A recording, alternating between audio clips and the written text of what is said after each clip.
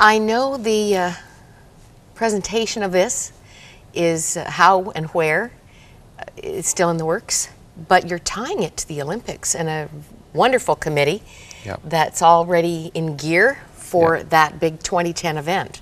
Yes, well, we've been in dialogue with a group called More Than Gold, and More Than Gold is a group that works at various Olympics to mobilize the Christian community in a city where the Olympics are happening, to provide volunteers for like athletes' family, homestay, and all of those things. And they have a performing arts division, and they approached us saying, we've been looking for like a flagship type Christian arts event that is also very appealing to the general public, that we could sort of showcase during the Olympics, and we've heard about your musical and we'd like to use this as that. So we're just in the preparation stage, and everything's moving along well. And tell us, it's going to come across the country though. Absolutely, that's the plan. To be accessible so that we can see the whole thing. Yeah, absolutely. That is the plan. I'm in partnership with Paul Kelly from Unite Productions. Good. And you're in good hands. Yes, so I'm in very good hands, and we are going to plan to bring the musical all the way across the country. This is wonderful. And before I even start talking about the content of the songs, we got to tell people they're available free. Yeah, well, not all 23 songs, right? 23 well, yeah, in the no. musical. What we've done thus far is we took 5 of the songs, like a down payment. We went into the studio, professionally recorded them. I played the role of the elder brother in the recording.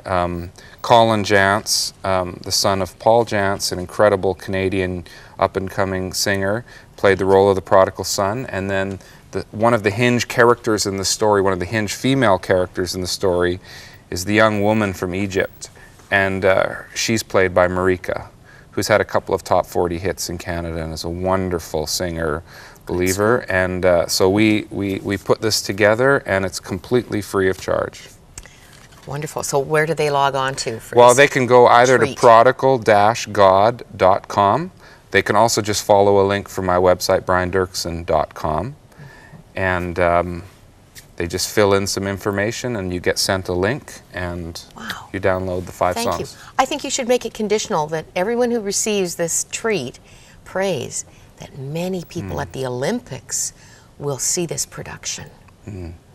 Well, our hope is, I mean, the world comes and there's all this creative energy and media focus, and our prayer is that people would be surprised by the grace of God through story. Like somehow they would find themselves in one of our performances and be amazed that there is a Father who is full of grace.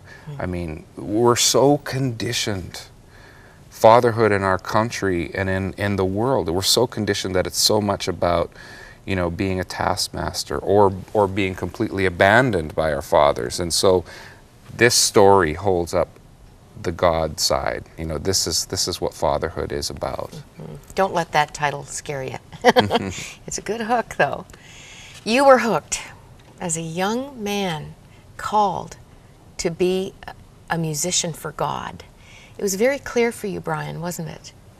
To the extent that you abandoned your love of sports and really focused your life. Well, you know, I had this encounter in the bedroom where my 10-year-old son Isaiah sleeps now.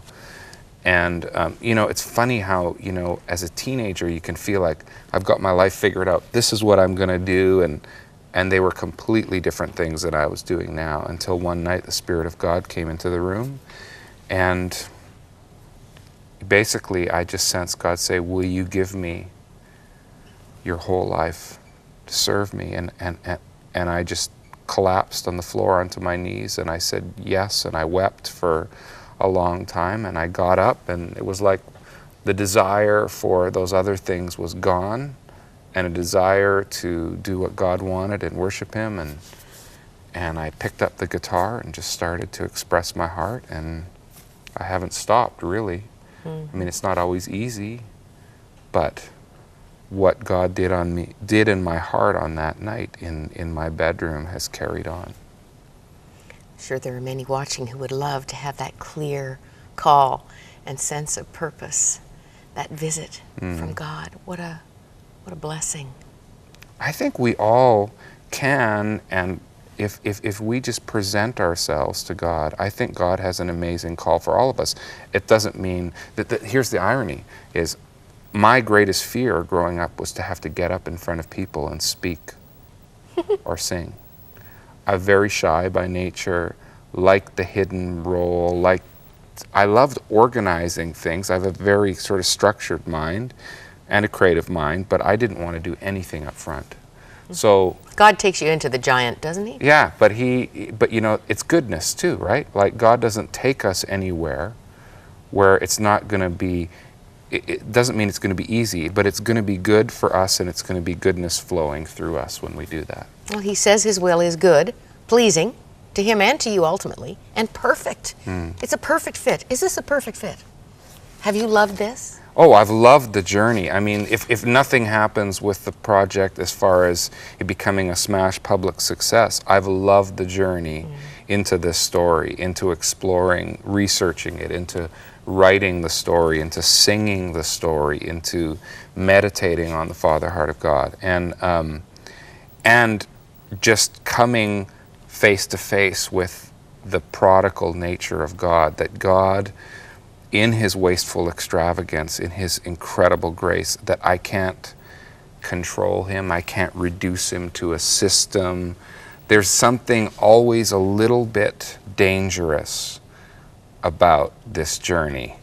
I should mention this book because some people freaked out when I told them the title Prodigal God. Well, what's interesting is I didn't even know this was coming out, but Tim Keller, who a lot of people have called like the C.S. Lewis of our generation from Manhattan, was meanwhile writing this little theological book on the prodigal God, recovering the heart of the Christian faith. Wow. And so it's helpful for some Christian You've got some leaders. theological backup, right, some Brian. Christian, yeah, they'll go, well, what on earth are you talking about? And one of the things I'll say, well, we're going to express it in art. This is a way of expressing it theologically. Fantastic. And speaking of books, I have a commitment from you, right?